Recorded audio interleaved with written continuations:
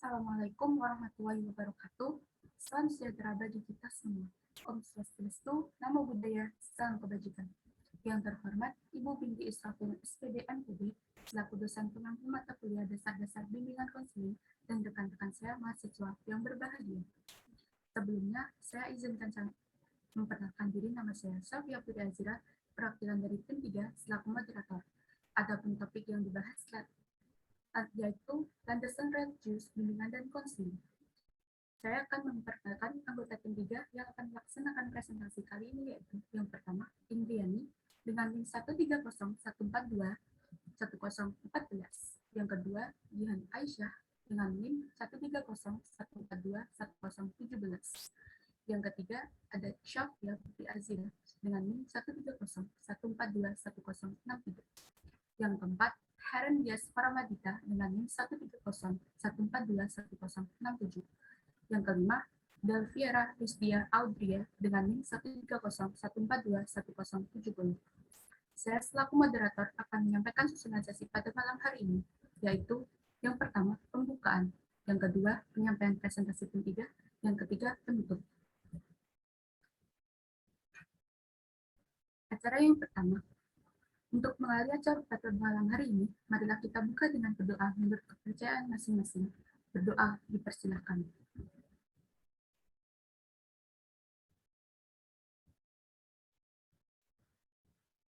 Berdoa cukup. Pada sesi kedua adalah penyampaian presentasi yang telah dipersiapkan oleh tim 3. Kepada tim 3, saya persilakan untuk menyampaikan materinya.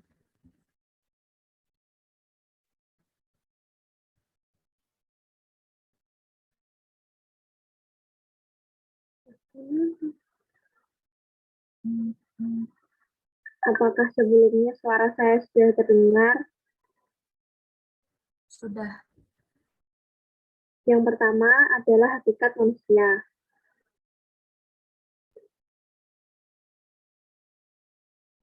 Yaitu konsep manusia menurut religius.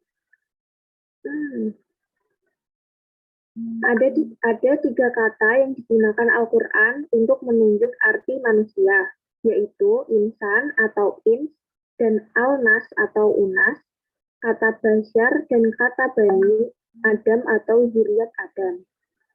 Banyak ayat-ayat Al-Quran yang menggunakan kata basyar yang mengisyaratkan bahwa proses kejadian manusia adalah basyar melalui tahap-tahap yang terdapat pada surat Al-Insyirah, yaitu ayat 19 yang berbunyi, sungguh akan kamu jalani tingkat demi tingkat dalam kehidupan. Dan surat Al-Mu'min, yaitu dengan menyambungkan diri dan mengucapkan perkataan-perkataan keji terhadap Al-Quran pada waktu kamu bercakap-cakap pada malam hari. Sehingga artinya mencapai tahap kedewasaan dalam kehidupannya dan menjadikannya mampu memikul satu tanggung jawab atau amanat. Kata insan terambil dari akar kata uns yang berarti jinak, harmonis, dan tampak. Kata insan digunakan Al-Quran untuk menunjuk kepada manusia dengan seluruh totalitasnya, jiwa dan raga, psikis dan fisik yang terdapat dalam Quran surat Al-Sajdah ayat 9 yang berbunyi, kemudian dia menyempurnakannya dan meniupkan roh ciptaannya ke dalam tubuh, dan dia menjadikan pendengaran, penglihatan, dan hati bagimu, tetapi sedikit sekali kamu bersyukur. Next.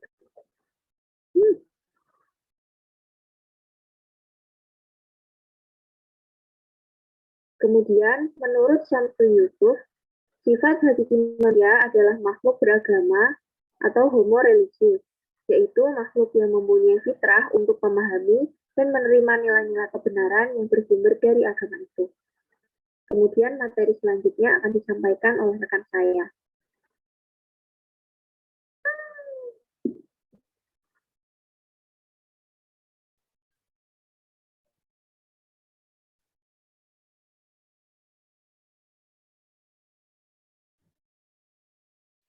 Apakah suara saya terdengar?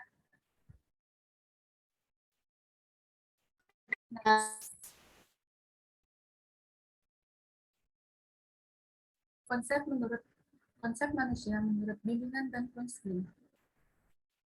Bimbingan dan konseling memiliki pandangan tentang konsep atau dimensi kemanusiaan menurut Jawad Dahlan tahun 2002. Pandangan yang menganggap manusia sebagai makhluk yang pada dasarnya bersifat deterministik, pesimistik, mekanistik, dan reduksionalistik. Yang ketiga, pandangan manusia secara behavioristik, menyandang ciri deterministik sehingga perilaku individu sepenuhnya dapat ditentukan dan ditempa dari luar melalui pembentukan hubungan, stimulus, respon, latihan, atau training. Pandangan yang agak mengimplikasikan bahwa pemberian bantuan kepada manusia hendaknya berupa peningkatan keterampilan. Next. Konsep manusia menurut bimbingan konseling yang kedua. Menurut Samsul Yusuf, mengutip pendapat Marcel Winsfriend tahun 2003, mengatakan agama sepatutnya mendapat tempat dalam praktek-praktek konseling atau psikoterapi. Selanjutnya akan dilanjutkan oleh rekan saya, Haren Dias. Baik, terima kasih. Alasannya, para klien pada umumnya memiliki latar belakang agama yang membentuk sikap, keyakinan, perasaan, dan tingkah laku. 2. Terdapat tumpang tindih dalam nilai dan tujuan antara konseling dengan agama. Untuk itu, sudah selayaknya profesi konseling mengakui nilai-nilai agama klien dan konselor sebagai upaya membantu individu agar dapat mengelola kesulitan atau masalah dalam hidupnya. 3. Banyak bukti yang menunjukkan bahwa keyakinan beragama telah berkontribusi secara positif terhadap kesehatan mental, sehingga dimensi agama dalam kehidupan klien dapat menjadi alat bantu dalam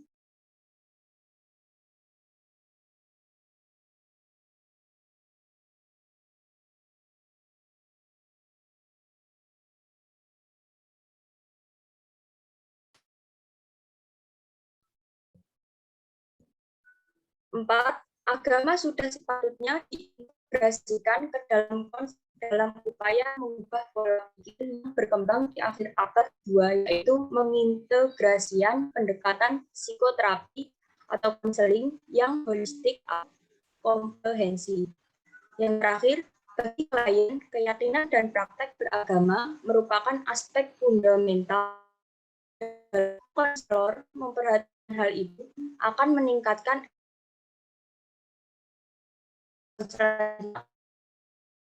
teman saya dan ayah.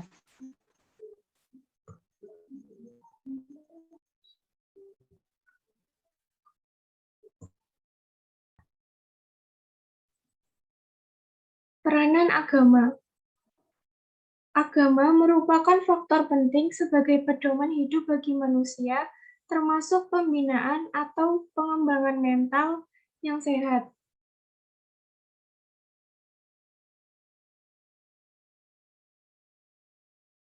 Menurut Syamsul Yusuf, sebagai petunjuk hidup bagi manusia dalam mencapai mentalnya yang sehat, agama berfungsi sebagai berikut.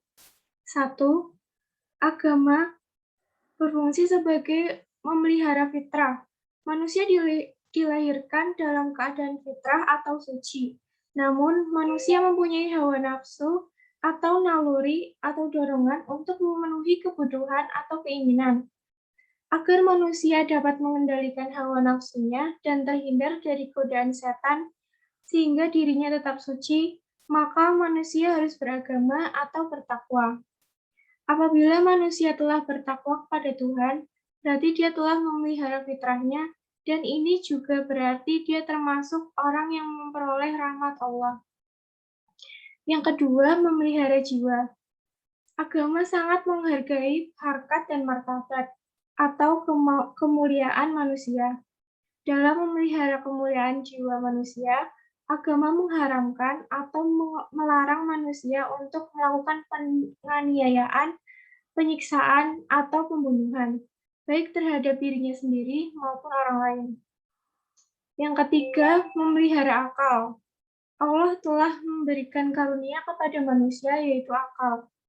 Dengan akalnya inilah manusia memiliki kemampuan untuk membedakan yang baik dan yang buruk, atau memahami dan menerima nilai-nilai agama, dan mengembangkan ilmu dan teknologi, atau mengembangkan kebudayaan. Melalui kemampuan ini, manusia dapat berkembang menjadi manusia yang berbudaya. Yang keempat, memelihara keturunan. Agama mengajarkan kepada manusia tentang cara memelihara keturunan atau sistem regenerasi yang suci. Aturan atau norma agama untuk memelihara keturunan itu adalah pernikahan. Pernikahan merupakan upacara agama yang sakral atau suci yang wajib ditempuh oleh sepasang pria dan wanita sebelum melakukan hubungan biologis sebagai suami istri. Pernikahan ini bertujuan untuk mewujudkan keluarga yang sakinah, mawaddah, dan warohmah. Selanjutnya, materi akan dilanjutkan oleh Indri.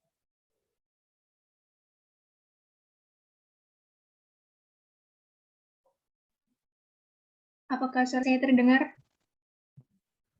Baik, sudah. Oke, selanjutnya adalah peranan agama. Menurut Zakia Darajat pada 1982, salah satu peranan agama adalah sebagai terapi penyembuhan bagi gangguan kejiwaan. Pengalaman agama adalah kehidupan sehari-hari dapat membentengi orang dari kejatuhan kepada gangguan kejiwaan dan dapat pula mengembalikan kesehatan jiwa bagi orang yang gelisah. Semakin dekat seseorang kepada Tuhan, semakin baik ibadahnya, maka akan semakin tenteramlah jiwanya, serta semakin mampu menghadapi kekecewaan dan kesukaran-kesukaran dalam hidupnya. Nah, demikian pula nih teman-teman sebaliknya. Semakin jauh orang itu dari agama, akan semakin susah mereka mencari ketenteraman batin. Yang biasanya ketenteraman batin ini diperoleh ketika kita sudah mendekat kepada Tuhan kita sudah menjalankan perintah-perintah agamanya. Nah, terkait dengan dampak ditinggalkannya agama dalam kehidupan manusia, Tarmizi Tahir dalam ceramahnya yang berjudul Peace, Prosperity, and Religious Harmony in the 21st Century, Indonesian Muslim Perspective di Churchton, United States, ia mengungkapkan bahwa akibat disingkirkannya nilai-nilai agama dalam kehidupan modern, kita akan menyaksikan semakin meluasnya kebencangan sosial. Seperti yang dapat kita lihat di sekeliling kita, itu merebaknya atau mewabahnya pornografi dan juga prostitusi, yang mana manusia ini menjadi semakin jauh dengan Tuhan. Mereka seakan tidak takut terhadap larangan Tuhan, mereka tidak takut terhadap dosa seperti itu, teman-teman. Nah, prostitusi ini dapat menimbulkan yaitu penyakit HIV dan juga AIDS. Selanjutnya yaitu ada kejahatan terorganisasi. Yang kejahatan ini tentu saja sudah terorganisasi oleh sekelompok orang dan juga sudah direncanakan seperti itu, teman-teman. Dan juga yang terakhir itu ada pecahnya rumah tangga hingga mencapai 67% di negara-negara modern.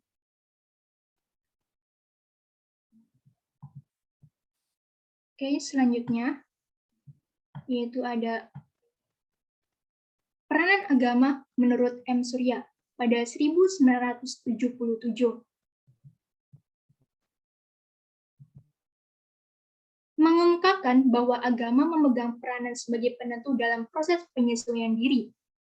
Hal ini diakui oleh ahli klinis, psikiater, pendeta, dan konselor bahwa agama adalah faktor penting dalam memelihara dan memperbaiki kesehatan mental.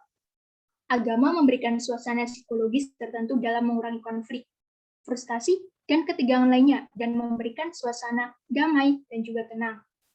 Nah, agama ini nih teman-teman, merupakan sumber nilai, kepercayaan, dan pola-pola tingkah laku yang akan memberikan tuntunan bagi kita terhadap arti, terhadap tujuan, dan juga kestabilan hidup umat manusia. Nah, kehidupan yang efektif menuntut adanya tuntutan kehidupan yang mutlak, seperti yang sudah tercermin di dalam agama kita, yakni adanya sholat, yang merupakan medium dalam agama untuk menuju ke arah kehidupan yang lebih baik. Oke, terima kasih. Saya kembalikan kepada moderator. Baik, acara selanjutnya yakni penutup. Sebelum saya tutup, saya akan menyampaikan kesimpulan pada presentasi kali ini, yaitu Himbauannya terhadap pendidikan dan bimbingan dan konseling ialah agar manusia dapat menolong dirinya sendiri dengan jalan mengembangkan potensi yang dimilikinya. Akan tetapi, kebebasan berpikir dan mengembangkan diri yang dilakukan klien tidak menutup kemungkinan akan berbenturan dengan tata nilai dan norma yang berlaku di keluarga, sekolah, ataupun lingkungan masyarakat. Apalagi jika satuan norma yang berlaku lebih banyak bermuatan aspek kebebasan dari tatanan nilai-nilai agama dan spiritual. Tidak terasa, kita sudah berada di penghujung sesi. Saya selaku moderator mengucapkan terima kasih pada tim 3 yang telah menyampaikan presentasinya. Dengan harapan, apa yang sudah disampaikan semoga bisa bermanfaat untuk kita semuanya. Apabila dalam penyampaian terdapat salah kata dan juga kekurangan, saya selaku moderator mohon maaf yang sebesar-besarnya. Akhir kata, wassalamualaikum warahmatullahi wabarakatuh. Waalaikumsalam warahmatullahi wabarakatuh.